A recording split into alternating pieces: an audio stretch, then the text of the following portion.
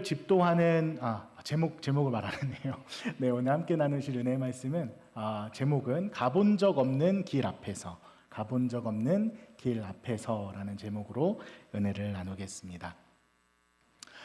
수술을 앞둔 의사가 가장 먼저 하는 게 있습니다. 물론 기도를 먼저 하시는 분들도 있겠지만 그 수술실에 아무리 날카롭고 또 좋은 장비가 있더라도 의사가 구석구석 조심스럽게 때로는 박박 문질러서 손을 닦고 들어가지 않으면 그 손에 소독약을 열심히 묻히고 손을 깨끗이 닦지 않고 수술실 들어가게 되면 아무리 수술을 잘하고 장비가 좋아도 그 환자는 감염에 걸려서 목숨을 잃게 됩니다. 그래서 의사가 수술실 앞에서 잠잠히 손을 씻는 그 시간은 어쩌면 수술 전체의 성패가 달려있는 행위인 것 같습니다. 그래서 드라마를 보셨겠지만 또 다큐멘터리를 보셨겠지만 그 의사 선생님들께서 그 수술실 앞에서 묵묵하게 그 손을 씻는 모습만 봐도 굉장히 엄숙하고 또 본질적인 그 준비하는 멈춤의 시간임을 우리는 느끼게 됩니다. 요단강이라는 그 장벽 앞에서 하나님은 그 이스라엘 백성들을 멈춰 세우셨습니다.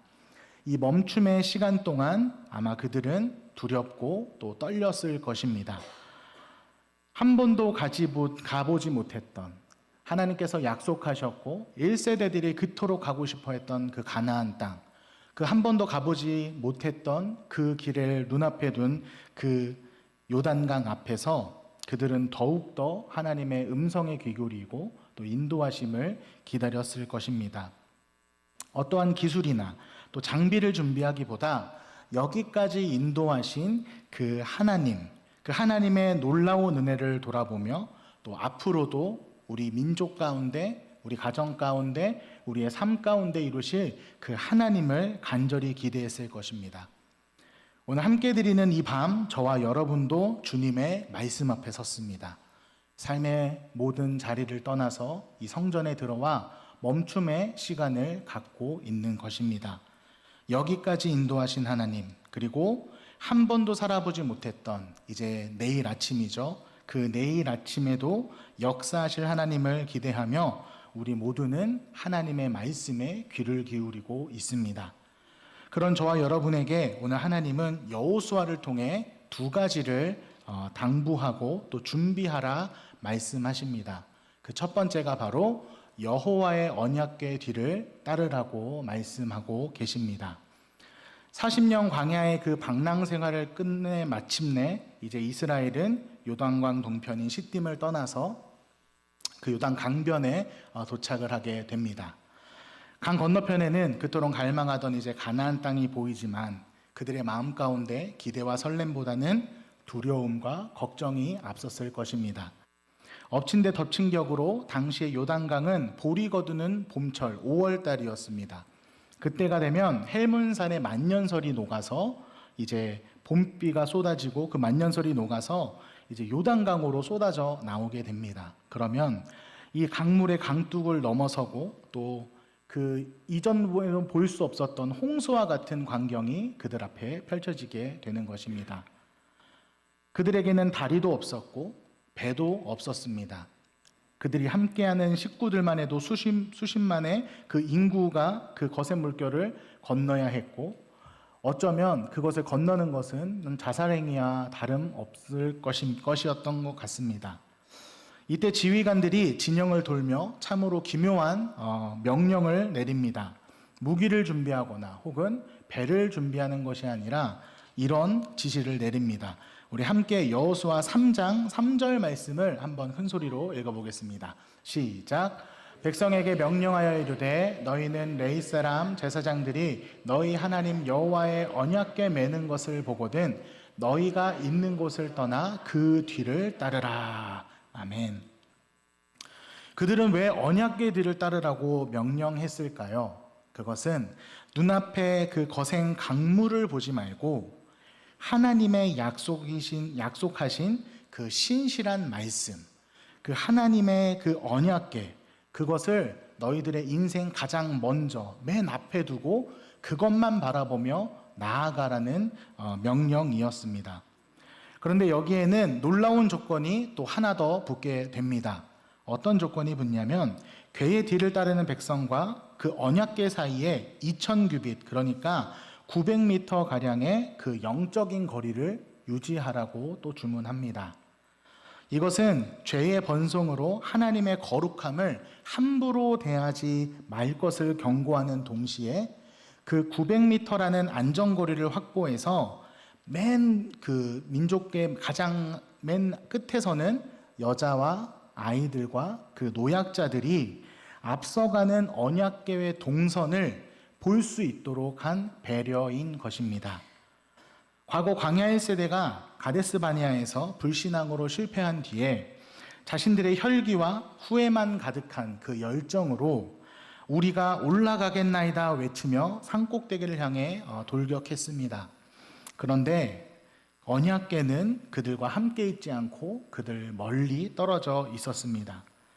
하나님의 말씀과 임재를 앞세우지 않고 내 욕심과 내 방향과 내 속도만 믿고 앞으로 무작정 나아갔던 것입니다. 내 욕심과 계획이 아닌 하나님의 거룩한 임재의 상징인 언약궤가 앞장서야 함에도 불구하고 그들은 자신의 야망과 욕심으로 달리다 처참한 패배를 맞이했습니다.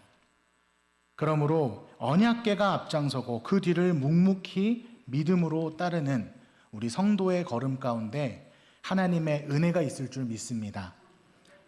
아프리카의 울창한 그 정글이라고 하기엔 좀 그렇고요. 그 밀림을 이제 탐험하는 한 선교사님이 원주민을 한 사람 고용했습니다. 그래서 그 사람을 길잡이로 길을 떠나 나섰습니다. 한 부족을 찾아서 나섰는데요. 그런데 가이드는 길도 없는 그 밀림을 헤치며 자꾸만 이상한 방향으로 나아가고 있었습니다. 선교사님이 그를 봤을 때 한 걸음 한 걸음 나아갈 때마다 신뢰가 뚝뚝 떨어졌습니다. 왜냐하면 자기가 그 하늘 높은 비행기에서 바라봤을 때는 분명 이 길이 아니었던 것 같은데 이 길잡이가 자꾸만 이상한 길로 안내를 했기 때문입니다. 이렇게 더 가다가는 길을 잃고 아무것도 선교도 하지 못하고 삶이 끝날 것만 같아서 선교사님은 화를 내며 그를 다그쳤습니다. 도대체 당신은 길을 알고 있는 겁니까? 우리가 이렇게 가다가 길을 잃어버리면 어쩌려고 이렇게 무작정 앞으로만 나가는 것입니까? 이렇게 항의를 했습니다. 그러자 그 원주민 가이드가 인자하게 웃으며 말했습니다. 선교사님, 원래 이 땅에는, 이 아프리카에는 길이 없습니다. 제가 곧 길입니다. 그러니 저만 믿고 따라오시기 바랍니다.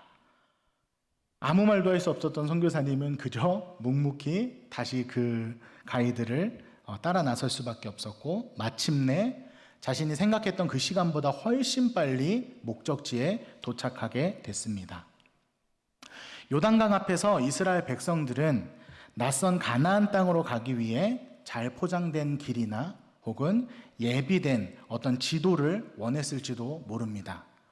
그러나 본문은 선언합니다. 너희가 이전에 이 길을 지나보지 못하였음이니라. 가보지 않은 낯선 미래는 원래 인간이 닦아놓은 길이 아닙니다. 우리의 미래는 하나님의 주권 아래 있습니다. 우리는 한 번도 내일을 살아본 적이 없습니다. 그런데 간혹 우리는 교만으로 내일을 예측하고 내일을 기대하고 내일을 소망하며 나의 욕심에 따라 그 내일이 오기를 간절히 기다립니다. 그러나 그 길은 하나님이 인도하시고 열어주셔야 가능한 일입니다. 오늘 밤에 잠들고 내일 아침에 다시 눈을 뜬다는 보장은 없습니다. 우리의 생사화복은 오직 여호와 하나님께만 있습니다. 하나님은 그 길을 걸어 나가야 할 때 우리에게 지도를 쥐어주시지 않습니다. 오직 언약궤, 하나님의 말씀만 우리에게 주실 뿐입니다. 그리고 말씀하십니다. 길이 없다고 두려워하지 말아라. 말씀이 너희들의 삶의 길이 될 것이다. 주님의 언약궤를 내 삶의 선두에 모시고 그 걸음에 내 보폭을 맞출 때 보이지 않던 요단강 항복판에 마른 땅이라는 기적의 길이 열리게 될 줄 믿습니다. 시편 23편 1절에서 2절은 말씀합니다. 여호와는 나의 목자시니 내게 부족함이 없으리로다. 그가 나를 푸른 풀밭에 누이시며 쉴 만한 물가로 인도하시는도다. 아멘. 우리의 10년 후, 20년 후의 모습과 계획, 우리 자녀들의 어떤 진로나 방향, 그리고 우리가 이제 살아갈 때 이제 노년 이후에 어떤 삶이 우리에게 닥쳐오는지 우리는 예측할 수도 없고 알 수도 없습니다. 왜냐하면 우리는 그 길을 한 번도 가보지 않았기 때문입니다. 낯선 미래의 그 길, 이 길을 걸어갈 때 우리에게 필요한 것은 세상의 방법이나 조언이나 아니면 내 경험이 아닙니다. 우리가 따를 것은 우리를 푸른 초장과 쉴만한 물가로 앞서 인도하시는 선한 목자 되신 우리 주님 한 분뿐임을 믿으시기 바랍니다. 그러므로 주님보다 앞서지 말고 2000규빗의 영적 안전거리를 두고 묵묵히 말씀의 보폭을 맞추어 걷는 그 순종의 걸음이 저와 여러분의 삶 가운데 매일매일 있길 간절히 축원합니다. 둘째로 하나님은 자신을 성결하게 하라라고 말씀하십니다. 요단강을 건너기 전날 밤이 되었습니다. 어둡지만 강물이 거세게 출렁이는 소리로 백성들은 밤잠을 설쳤을 것입니다. 천막 안까지 그 물이 넘치는 소리가 생생하게 들렸을 것입니다. 내일이면 드디어 가나안 부족들과의 전쟁이 시작될 것이고, 그러면 우리는 군사학적으로 전략적으로 준비해야 할 것은 어떤 군사 훈련이나 아니면 칼날을 예리하게 갈거나 아니면 우리가 가지고 있는 짐들을 미리 채비해서 적들보다 빨리 움직이는 것을 생각했을지도 모릅니다. 그러나 여호수아는 백성들을 향해서 상식을 뒤엎는 선포를 합니다. 우리 함께 여호수아 3장 5절 말씀을 읽도록 하겠습니다. 시작. 여호수아가 또 백성에게 이르되 너희는 자신을 성결하게 하라. 여호와께서 내일 너희 가운데에 기이한 일들을 행하시리라. 아멘. 성결이란 무엇입니까? 속되고 더러운 세상의 것으로부터 구별된 상태를 의미합니다. 히브리어는 히트카다슈라고 이야기하는데 이 단어가 가진 뜻을 살펴보면 그 카다시라는 단어의 제기 명령형입니다. 쉽게 말하자면 누가 억지로 씻겨주거나 그 죄를 떼어주는 것이 아니라 자기 스스로, 나 스스로 의지를 가지고 자신을 스스로 정결하게 하는 것, 이것이 성결이다라고 말씀하고 있는 것입니다. 우리 하나님은 인격적이시고 좋으신 하나님이십니다. 그래서 억지로 시켜서 마지못해 우리를 거룩하게 하시지 않습니다. 우리의 죄악과 탐욕을 우리 스스로 직접 끊어내고 털어내고 회개하고 돌이키기를 기다리십니다. 그리고 기대하십니다. 그렇게 기대하시고 기다리시던 성결을 우리가 이룰 때 주님은 무엇을 허락하십니까? 하나님께서 친히 이루시는 기이한 일들을 우리의 인생 가운데 행하시겠다 약속하십니다. 하나님이 이루시는 기이한 일들은 인간의 한계나 우리의 상상력과 우리의 기대와 예측을 벗어나는 어마어마한 일들입니다. 초자연적인 권능이 시간을 뚫고 역사를 뚫고 우리의 삶 가운데 이루어지는 것입니다.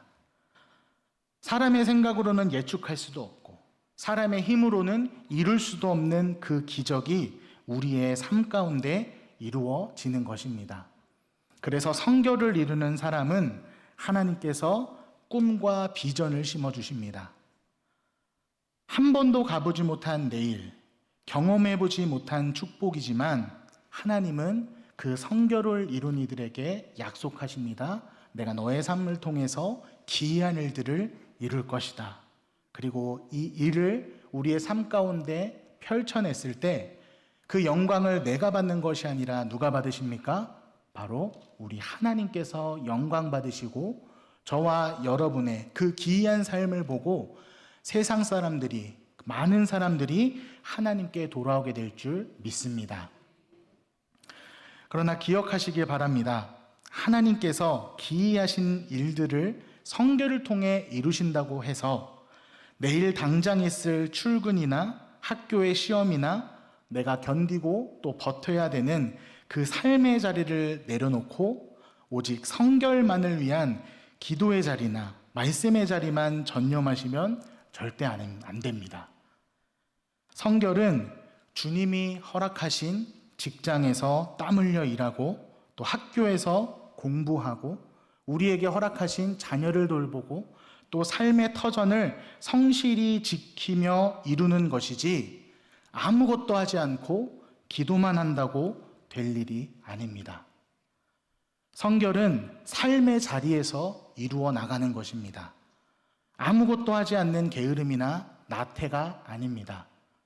삶의 상황과 환경을 직시하고 내 손에 묻은 이기적인 고집과 편법을 깨끗이 씻어내고 힘들어도 어려워도 고대도 그것이 불가능할 것처럼 보이고 세상 사람들이 그렇게 살지 않는다 할지라도 내 삶의 자리에서 몸부림치며 하나님이 말씀하시고 가르쳐 주신 그 정직한 방법대로 사는 것, 맡겨주신 우리 자녀들을 키워내는 것, 힘들고 어려워도 이 일이 천직임을 믿고 하나님께서 맡겨주신 그 직장을 견디고 버티며 출근하는 것, 그것에서 성결이 이루어지는 줄 믿습니다. 그렇게 선한 그리스도인으로 가정에서, 직장에서, 학교에서 이 세상 가운데 우리가 그렇게 땀과 눈물로 이뤄내는 성결을 보고 세상은 알 것입니다. 하나님의 살아계심을, 그리고 그 성결한 우리를 통해 하나님이 이루시는 기이한 일들을 보게 될 줄 믿습니다.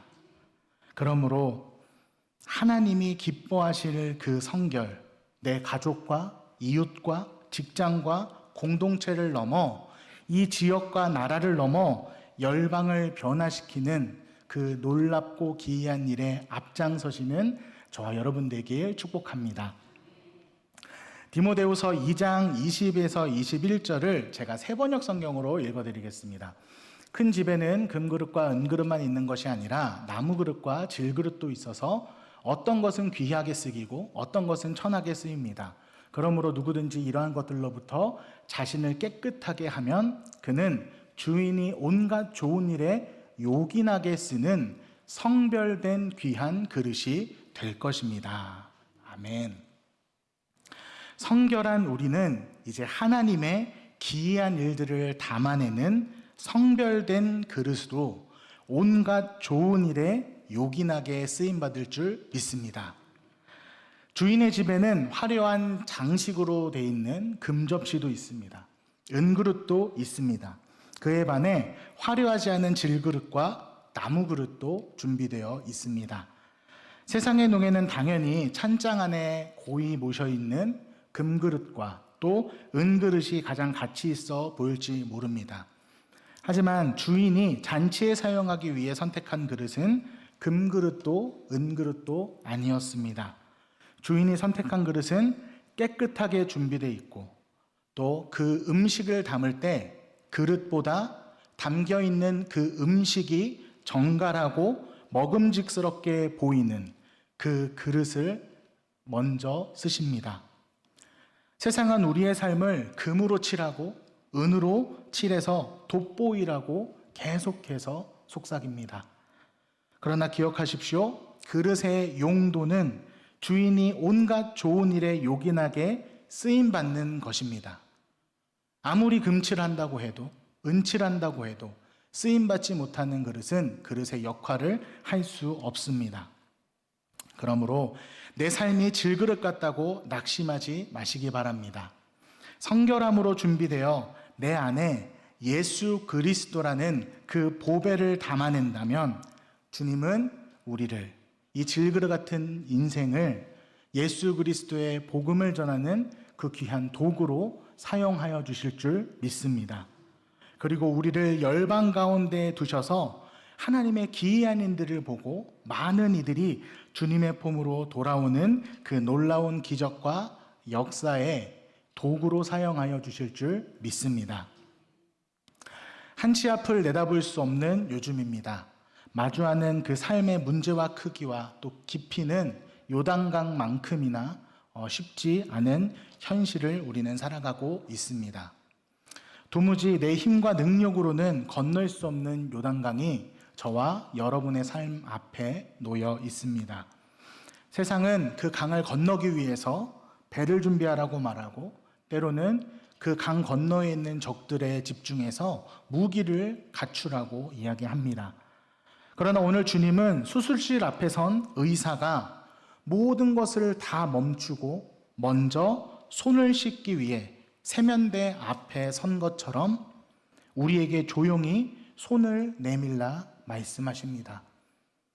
그리고 이렇게 말씀하십니다. 사랑하는 자야, 세상의 조급한 속도에 한 걸음 한 걸음 물러나 주님의 말씀, 그러니까 언약궤 뒤에 서거라. 그리고 내 손에 묻은 더러운 욕심과 죄악들을 깨끗이 씻어내는 성결을 이루라. 그러면 내가 너의 삶과 그 길을 인도할 것이고 내가 너의 삶을 통해 반드시 기이한 일들을 이룰 것이다. 사랑하는 성도 여러분, 주님의 부르심의 준비가 되셨습니까? 오늘 이 밤이 지나고 내일 아침이 오면 하나님께서 저와 여러분의 삶에 또 다른 새로운 시작을 허락하여 주실 것입니다. 그리고 우리의 삶 가운데 기이한 일을 반드시 이루어 주실 줄 믿습니다. 그러므로 주님의 말씀보다 나의 걸음이 앞서지 않도록 또 스스로 성결을 이루며 주님이 이루시는 놀라운 기적을 담아내시는 그릇으로 기꺼이 쓰임받는 저와 여러분 되시길 간절히 축원합니다. 나를 압도하는 요단강 같은 삶의 문제가 끊이지 않고 계속된다 할지라도 하나님이 우리와 함께 하시면 그 문제는 순식간에 사라지고 우리는 그 길을 마른 땅과 같은 그 길을 걷게 될 것입니다. 하나님께서 우리와 함께 하십니다. 그리고 우리의 인생 가운데 기이하고 놀라운 일들을 이룰 것입니다. 그리고 이 귀한 은혜가 저와 여러분의 평생에 있기를 간절히